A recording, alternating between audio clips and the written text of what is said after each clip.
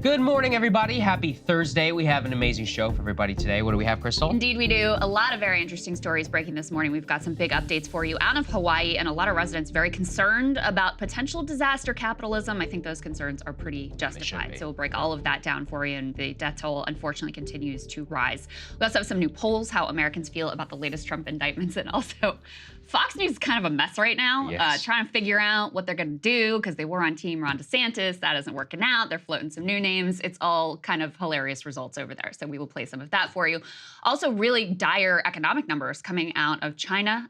We have some reports from there that we can break down for you and see what is going on. And a story that's kind of flying under the radar. Passports are taking forever to be issued by the State Department. It's really a mess.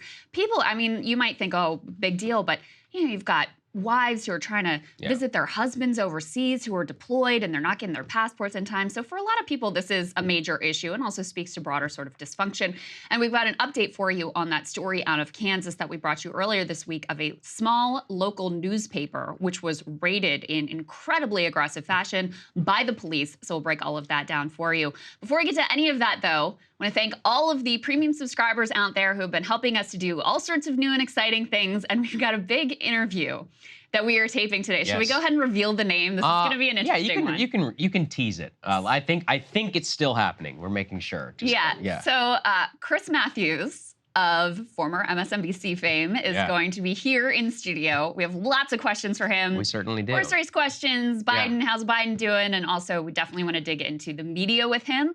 None of this would be possible if it wasn't for you beautiful people out there subscribing, premium subscribers. You really make all of this happen. Yes, and you guys will be getting first access to the interview. So if you want to go ahead and sign up, breakingpoints.com. All of our big interviews, they go first to our premium subs before they debut publicly on our YouTube and our podcast feed. So we're excited. We'll be releasing that one a little bit separately because I hope that we get to talk to him for a long time. Maybe get a couple barbs in there. I have a few questions about Chris's time. I want to know if you really thought that if Bernie Sanders won, he was going to be rounded up and executed. Yeah, I'm just more curious, it's like, well, you were a fixture of cable television for 30 years. People don't trust the news. I'm like, why do you think that is? Yeah. I'm really excited to get into that with him. It'll be a good conversation. Okay. All right. Hawaii. We have to return just absolutely continuing devastating news out of Hawaii. President Biden clearly basically shamed now into saying that he will visit on Monday after days of silence. Here he was announcing that at a recent press conference. Let's take a listen. My wife Jill and I are going to travel to Hawaii as soon as we can. That's what I've been talking to the governor about. I don't want to get in the way. I've been to too many disaster areas, but I want to go make sure we got everything they need. I want to be sure we don't disrupt the ongoing recovery efforts. We're working with the state to make sure survivors that have lost their homes have a place to call home until we can rebuild. We're also surging federal personnel to the state to help the brave firefighters and first responders, many of whom lost their own homes, but not just our prayers. Every asset they need, we'll be there for them. And we'll be there in Maui as long as it takes. Took 5 days to actually open his mouth about that. 3 after this infamous no comment with a smile while he was on vacation. It's obvious that the media and national criticism, and really, also, I guess thanks to everybody here and our shows, many others out there, kind of a cacophony of voices being like, what the hell are you doing? Krystal, the thing is about his explanation is he could have given that explanation 3 days earlier. There's literally no reason that he had to wait so long, and then is deciding to go on Monday. I mean, look, I think it's good, to go, but more importantly is like, are these people actually getting what they need? And interestingly enough, even the press corps is starting to bristle a little bit at some of the Biden administration's claims. Oh, you guys are doing everything. One reporter was like, listen, I'm talking to people after people that say, I don't have any government resources. I don't see the feds out here doing anything. So I don't know what the hell you're talking about. The FEMA director herself was directly challenged yesterday. Let's take a listen. We keep interviewing survivor after survivor who says that either they didn't see any government personnel or assistance for days, or that they still haven't. How do you explain the disconnect between what they're saying and what you're saying about all the resources that are there in Maui? I think you need to understand that this community is going through an amazingly traumatic event. I can tell you that we have personnel that are on the ground year-round and embedded in with the state as soon as the fire started, so we could continue to understand what resources were needed and help move them in. What do you see there, Krystal? I mean, one is reality, One is spin, I think, from the federal government. Don't worry, they do have $700 that they're getting as a disaster relief payment, which is just so ridiculous. And at the same time, they want 24 billion or whatever extra for Ukraine. Note also that he's basically using the same Ukraine language now for Maui, but days later, as long as it takes, like no matter what. I'm like, interesting in terms of what gets priority and not. But clearly, they're on their heels nationally in terms of the response. Yeah, well, understandably so. They should be. I mean, they were so late to it. Yeah. And look, I'm glad he's going. It's, I think, pathetic that he had to be shamed into it, but good that he is taking time out of his Tahoe vacation to head down there. But, you know, the real question continues to be the strength and aggressiveness of the recovery on the ground.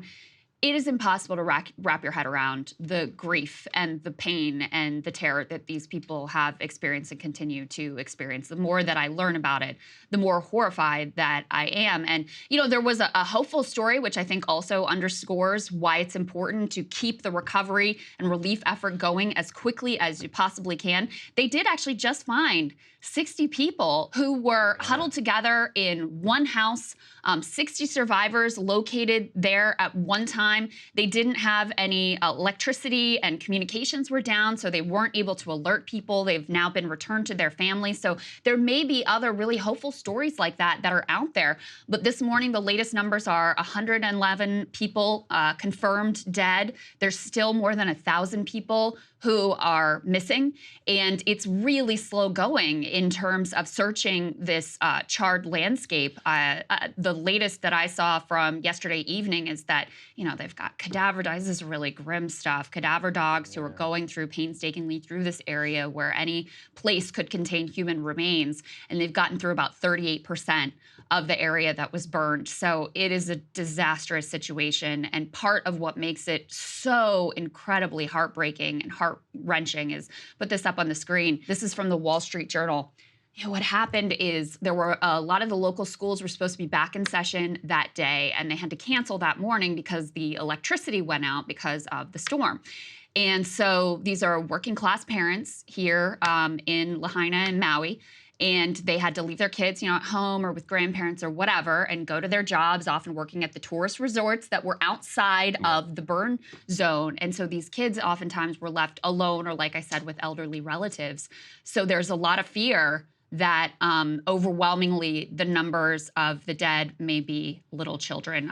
Here's a quote from the piece. They say several schools in around Lahaina were set to open last Tuesday. Classes were canceled when the power went out that morning. Many families in the largely working class community left children home alone or with older relatives while parents went to work at businesses, including resorts, which are outside of Lahaina and were largely spared. So it gives you a sense of the heartbreak here. You know, we took a little bit of heat for criticizing Biden. Listen, I cannot imagine really going to the mat to say, yes, it's already everything that needs to be done for these people who are searching for their potentially dead children. Yes, we should rest on our laurels, and I'm sure that they've gotten adequate supplies. No, we're going to continue pushing for an aggressive relief and whatever it takes for the government to, you know, do whatever they possibly can for this community. Let's review the facts, shall we? The president took days in order to open his mouth about this national disaster. At the same time, requested billions of dollars for aid, specifically disaster aid, for a foreign nation. At the same time, residents of the said disaster say, we are not getting enough aid. We don't know where the federal government is. You're saying we don't see anyone We are here. not seeing anyone here. We have open conversation and have shown, you know, multiple reports from the people themselves here on this show, as well as elsewhere, about people who are residents saying that they were being actively blocked by the local and state authorities from even organizing separate relief efforts in order to bring supplies to said people who were affected by this disaster. So, okay, if you want to defend that, that's fine. Okay, I guess that is you want to flack so hard for the current president and overlook those facts when, if you think back to the freak out over Trump's response to Hurricane Maria, or Trump's response to Hurricane Harvey, or, I mean, wasn't there another big hurricane also while Trump was president, or George W. Bush and Katrina? And by the way, I think scrutiny of all those things is a good thing. I think it is a very important order to hold the feet to the fire of the federal government, specifically these administrations, especially whenever we're talking about far-flung places, parts of the United States of citizens who historically do not get, the best looked after by the government, getting screwed over, which we are about to get to how they're even continuing to try and be screwed. I mean, this is just basic governance 101, a big part of the show. Today we're talking about passports, but if you combine all this stuff, the FAA is breaking down. Apparently, flying is just too difficult. We used to figure it out. Nope, 2023, it somehow has gotten worse, more expensive. The freaking government can't even issue the damn passport. It's the most basic form of government. And then one of the other basic forms is if some really bad stuff happens, the feds are the ones who are in charge. The state themselves. We know that these states historically have been totally unable in order to grapple with this. So these are the most basic functions of government. Yeah, I apologize for holding our leaders to account for that. Yeah. For literally one of the most basic aspects of the job. Hey guys, if you like that video, go to breakingpoints.com, become a premium subscriber, and help us build the best independent media organization on the planet. That's right. We're subscriber funded. We're building something new. We want to replace these failing mainstream media organizations. So again, to subscribe, it's breakingpoints.com.